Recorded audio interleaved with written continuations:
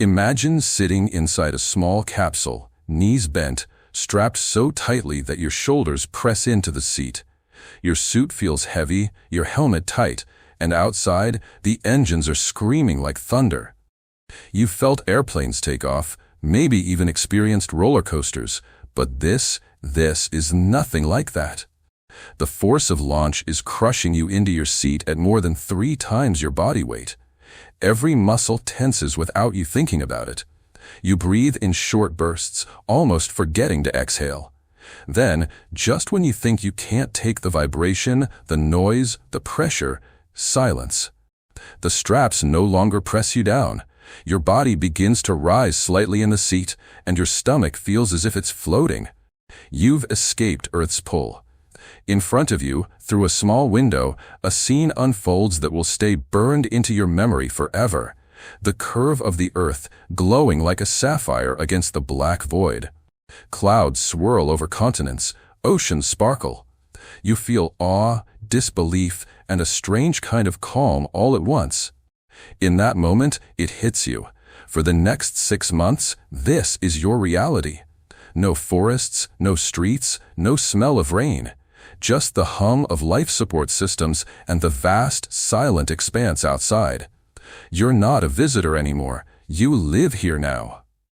The International Space Station isn't the polished sci-fi habitat Hollywood often shows.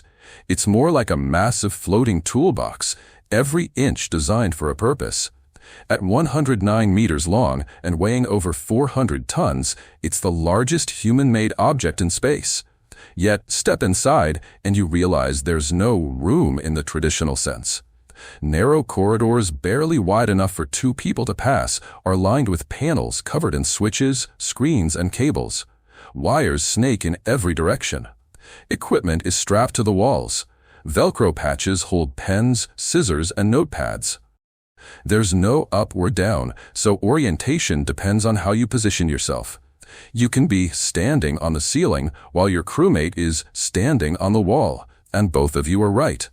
The constant background sound of fans, pumps, and computers is your new white noise. Without it, you'd feel uneasy. Silence in space means something's wrong. Despite its industrial look, this place is alive with purpose. This is where astronauts from around the world, Americans, Russians, Japanese, Europeans, Canadians, live and work together, orbiting the planet 16 times a day at 28,000 kilometers per hour. The human body evolved with gravity as a constant companion, so when it's suddenly gone, strange things happen. Without gravity pulling blood toward your feet, fluids shift upward, swelling your face and giving you that space puffiness. Your legs thin out. Astronauts jokingly call them bird legs or chicken legs. The muscles in your back relax and expand, making you slightly taller, sometimes by as much as 5 centimeters, which can cause unexpected back pain. Your inner ear, which helps you balance on Earth, is now confused. In the first couple of days, this can trigger space motion sickness, nausea, dizziness, headaches. Simple tasks like eating or reading can feel overwhelming until your brain adapts. But once you do adjust, you discover a new kind of freedom. Moving in zero gravity is like dancing underwater without resistance. You can glide from one end of the station to the other with a gentle push. Every surface becomes a floor, a wall, or a ceiling, depending on where you put your hands and feet. Night and day lose their meaning when you see a sunrise every 90 minutes. Without the rhythm of Earth's 24-hour cycle, astronauts rely on artificial schedules. Your bedroom is a small private booth just big enough for you, your sleeping bag, and a few personal items taped to the wall. Maybe photos, a favorite book, or a small flag from home. The sleeping bag is clipped to the wall or ceiling to keep you from drifting into equipment. Some astronauts love the sensation of floating freely. Others prefer being gently strapped in, like being hugged. There's no pillow. Your head doesn't need support without gravity, but some still bring one just for comfort. Lights are dimmed to signal rest time, but you may still wear an eye mask. Earplugs are almost essential. The ISS is never silent, and the constant hum of air systems can be surprisingly loud once you're trying to sleep. Even so, the weightless sleep is unlike anything on Earth, a sensation of your body letting go completely. Eating in space is a mix of science, practicality, and small comforts. Food is carefully designed to last months without spoiling, survive launch vibrations, and be eaten without making a mess in zero gravity. Freeze-dried soups, vacuum-packed rice dishes, and canned meats are staples. To prepare a meal, you might inject hot water into a pouch of beef stew, wait for it to rehydrate, then cut it open and spoon it out carefully. Bread is banned because crumbs float into air vents and electronics. Instead, astronauts eat tortillas. They don't crumble and can be wrapped around almost anything. Utensils have magnets or Velcro so they don't float away. Eating together is encouraged for morale, so crew members often gather at the galley table, strapping their feet under bars to stay in place. Taste can dull in space due to fluid shifts affecting your sinuses, so spicy condiments like Tabasco are popular. There are even occasional treats, cookies, pudding, or special meals from home countries that bring a taste of Earth to the edge of space.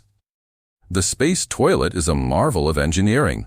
Instead of water, it uses airflow to pull waste away from the body. Astronauts use thigh straps or foot restraints to stay in place. For liquid waste, a funnel connected to a hose does the job, with separate designs for male and female crew. Solid waste is collected in small individual bags, stored inside a container, which is eventually placed in a cargo ship to burn up in Earth's atmosphere. The most surprising part? The ISS recycles urine into drinkable water. It's filtered and purified so thoroughly that astronauts say it tastes cleaner than most tap water on Earth. It may sound unappealing, but in space, every drop counts, and water is too precious to waste. In space, showers are impossible. Water would form floating globules and cling to everything. Instead, astronauts use rinseless body wipes and no-rinse shampoo. Washing hair is a slow ritual. Squeeze water onto the scalp, work in the shampoo, towel it off. For the face and body, wipes keep you fresh enough to work and live in close quarters. Clothing is limited. No laundry machines exist up here. You wear socks for a few days, shirts for a week, and pants even longer. Once clothes are too dirty, they're packed in cargo ships to burn up on re-entry.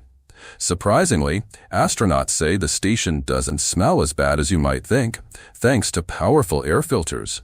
But after months without fresh air, the first breath on Earth can be overwhelming in its richness. Life on the ISS runs on a strict schedule. Mornings start with a conference call to mission control. Then it's on to science experiments, studying fluid behavior, plant growth, human biology, or material science and microgravity. Between experiments, astronauts repair or upgrade systems.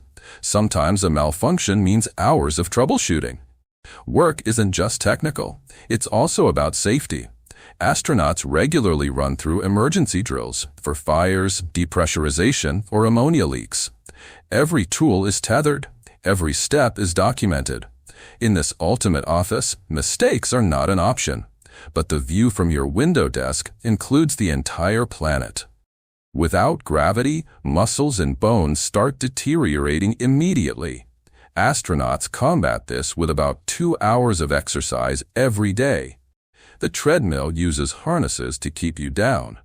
The cycle machine doesn't have a seat. Your body floats while you pedal.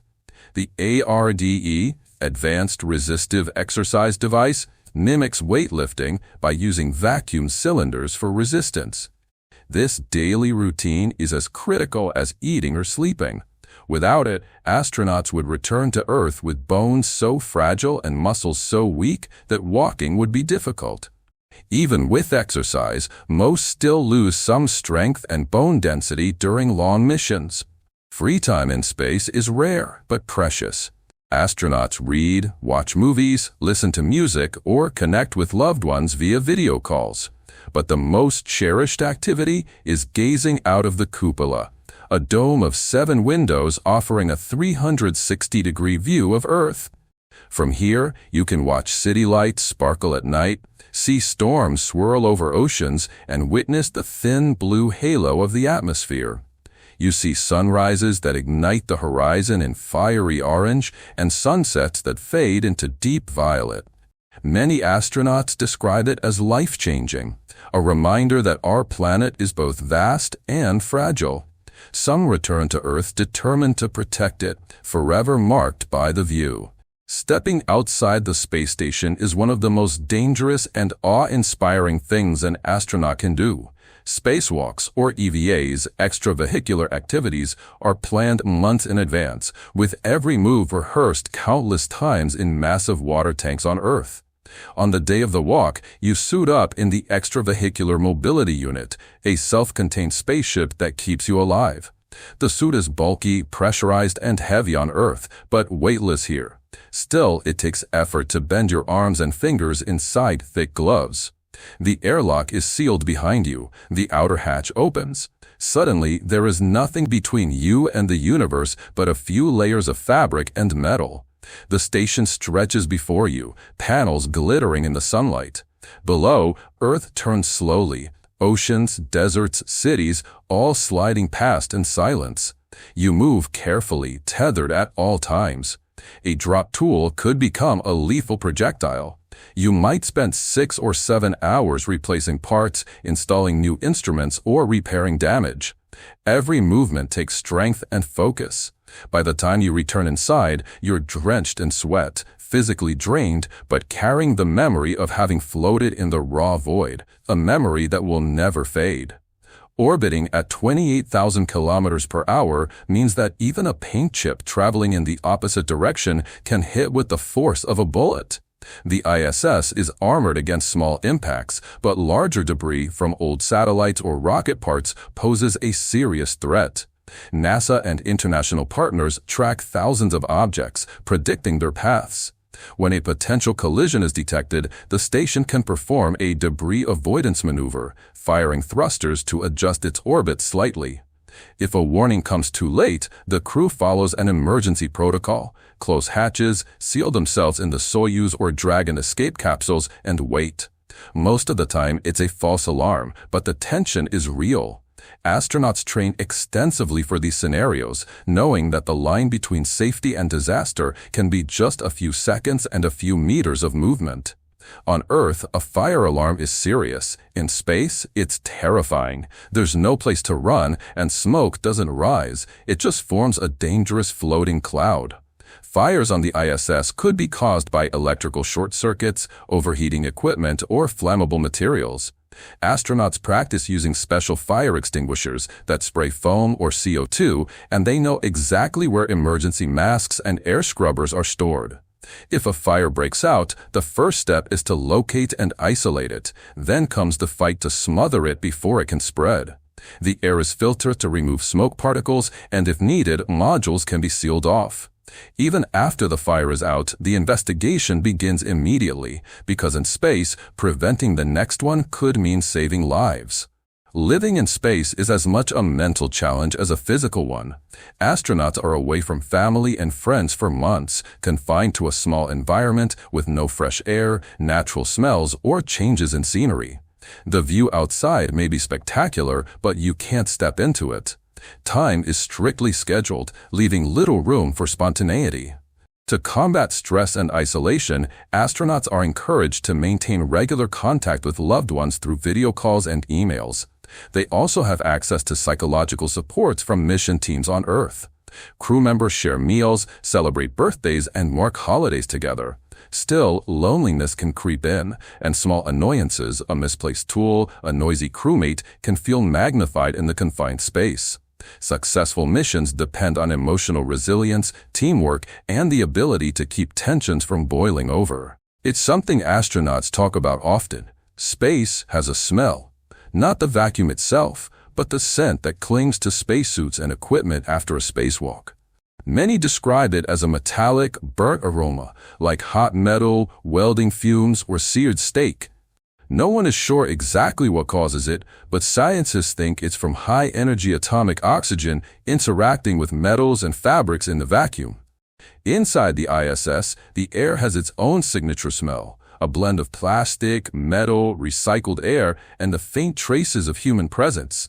After months aboard, astronauts barely notice it, but on returning to Earth, many say they're struck by how fresh and vibrant the planet smells. Grass, trees, rain, things they hadn't realized they missed so much. Much of an astronaut's work revolves around experiments that are impossible to do on Earth. Without gravity, fluids behave differently. They form perfect spheres, mix in unusual ways, and float rather than settle. This allows scientists to study combustion, protein crystal growth, and fluid dynamics under unique conditions. Astronauts also run medical experiments, testing how microgravity affects bones, muscles, eyesight, and even the immune system. The knowledge gained could lead to new treatments for diseases back on Earth. Some experiments focus on future exploration, growing plants without soil, testing new materials, or seeing how bacteria adapt to space. Every minute of research is valuable because sending people into space is expensive and the time up here is precious. The ISS is a marvel of engineering, but like any complex machine, it needs constant care. Astronauts replace filters, tighten bolts, swap out faulty electronics, and repair leaks. Sometimes repairs are straightforward, other times they're urgent and risky. A small crack in a Russian module in 2021 caused a slow air leak, requiring careful investigation and sealing. Tools are tethered so they don't float away. Every step of a repair is logged and often guided by experts on Earth via video link. This collaboration between ground teams and crew is vital. Astronauts may be the hands in space, but hundreds of people on the ground provide the brainpower. The ISS is one of humanity's most successful international projects. Crews are often made up of people from different countries, speaking different native languages. English and Russian are the primary working languages, but astronauts also learn basic phrases in their crewmates' tongues. Meals become cultural exchanges: Japanese curry, Russian borscht, American peanut butter. These shared experiences build trust and camaraderie. Birthdays are celebrated with small gifts and printed photos. Holidays are marked with music or special dishes. Even in the intense, high-pressure environment of space, moments of humanity and friendship make the mission not just bearable, but deeply meaningful. Astronauts aren't cut off from the world. The ISS has surprisingly robust communication systems. They can make phone calls over the internet, send emails, and participate in live interviews with schools and media. The delay is minimal, about 1 second, so conversations feel natural. Still, not everything can be streamed. Bandwidth is limited, and priority goes to mission data. Astronauts often plan their personal calls carefully, knowing that moments with loved ones are rare and precious. Hearing a child's laugh or a friend's voice can be an emotional anchor in the vastness of space. One of the most profound experiences astronauts describe is the overview effect, a shift in perspective that comes from seeing the entire planet from space. From this distance, borders vanish. Weather systems swirl without regard for nations. The fragility of the thin atmosphere is visible. You realize that every person you've ever known, every story in human history has taken place on this glowing sphere. Many astronauts return to Earth with a stronger sense of environmental responsibility and a desire to promote peace. The view changes them, not just as scientists or explorers, but as humans. As the final weeks of a mission approach, the mood aboard the ISS shifts. The routine continues: experiments, exercise, maintenance, but there's an underlying buzz. Crewmates start packing personal items, mission patches, photos, souvenirs, and small gifts from fellow astronauts.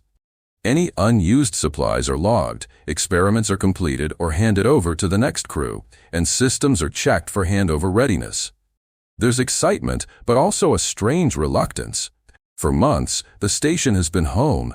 Every panel, every sound, every crewmate familiar. Soon, all of that will be replaced by the chaos of Earth. Astronauts often say they have mixed feelings, eager for fresh air and family hugs, yet aware they're leaving a place few will ever know.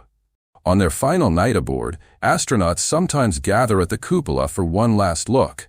The station is quiet, dimly lit, the hum of machinery a constant companion. Outside, Earth rolls by in silence, city lights twinkling, storms flashing far below.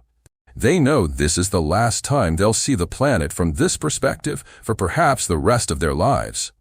Some take photos, some simply watch. Others record videos for family or speak quietly into personal journals. The moment is bittersweet. Space has been their workplace, their playground, their test of endurance.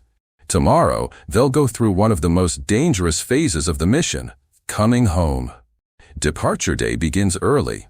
The crew transferring back to Earth dons their launch and entry suits and begins powering up their spacecraft, usually a Soyuz or SpaceX Dragon. The hatch between the ISS and the spacecraft is closed and sealed. This is a significant moment, the point at which they are physically separated from their orbital home. Once sealed, they check for leaks, run system diagnostics, and strap into their seats. Every movement is deliberate, following procedures drilled into memory. Outside, the planet continues to turn, unaware that above it, a crew is about to fall back into its embrace. When the command is given, the spacecraft undocks from the ISS. Springs push it gently away, and then thrusters fire to create separation. The view from inside is surreal. The station drifts away, becoming smaller and smaller against the vast black backdrop. To re-enter Earth's atmosphere, the spacecraft must slow down. This deorbit burn is carefully timed. Too much, and you risk burning up. Too little, and you'll skip off the atmosphere like a stone on water. The crew feels the change in motion, the subtle shift from the smooth glide of orbit to the pull of gravity returning. Re-entry is violent. As the capsule slams into the upper atmosphere at more than 27,000 kilometers per hour, the air outside compresses and heats to thousands of degrees. Plasma engulfs the spacecraft, turning the windows into glowing portals of orange and red. For several minutes, communication with Earth is lost in a blackout caused by ionized gases. Inside, the G-forces build. After months of floating weightless, astronauts are suddenly pressed into their seats with a force that makes every breath an effort. Muscles unused to holding up the body scream in protest. This is the body's first real reminder of gravity, and it's not gentle. Unlike an airplane's smooth touchdown, spacecraft landings are abrupt and jarring. Soyuz capsules, for example, slow with parachutes but still hit the ground at the speed of a car crash, cushioned only slightly by last-second retro rockets. The impact can knock the wind out of you.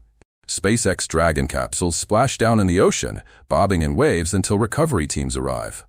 Once the hatch is opened, fresh air floods in, carrying scents that feel almost overwhelming after months of filtered air. The first breath back on Earth can be dizzying, the mixture of oxygen, moisture, and earthly aromas instantly grounding you. Standing after months in microgravity is a shock. Blood pools in your legs again, and your muscles struggle to support your weight. Many astronauts are helped from their seats by recovery crews. Some need to sit immediately to avoid fainting. Walking feels strange, as if you've forgotten the choreography. Physical rehabilitation begins almost instantly, relearning to balance, strengthening muscles, restoring bone density. Even everyday tasks like bending over or climbing stairs can be exhausting. But there's joy in these struggles because they mean you're home. Returning to Earth brings a flood of emotions. The simple pleasure of feeling wind on your face or hearing birdsong can be overwhelming. Food tastes richer, colors seem more vibrant. But there's also an ache, the absence of weightlessness, the sudden lack of the station's constant hum, the knowledge that the view of Earth from space is now only a memory. Some astronauts experience reverse culture shock, feeling out of sync with the pace of life on Earth. It can take weeks or months to fully adjust, both physically and mentally, to living under gravity again. Once recovered enough, astronauts begin public outreach, speaking at schools, universities, conferences, and media events. They share videos, photos, and personal reflections.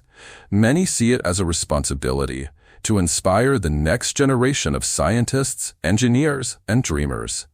Their stories often focus not just on the science or the thrill, but on the teamwork, problem-solving, and perspective gained from living off the planet. They remind people that space exploration is not just about technology, it's about humanity. Life aboard the ISS is challenging, risky, and exhausting, but it's also one of the greatest examples of what humans can achieve together. Astronauts live in an environment where every drop of water, every breath of air, every ounce of trust matters. They conduct research that could improve life on Earth and pave the way for journeys deeper into the solar system. In the end, how astronauts live in space isn't just a story of survival. It's a story of cooperation, discovery, and hope. And for those who have floated above our fragile blue planet, the experience changes not just how they see the universe, but how they see home.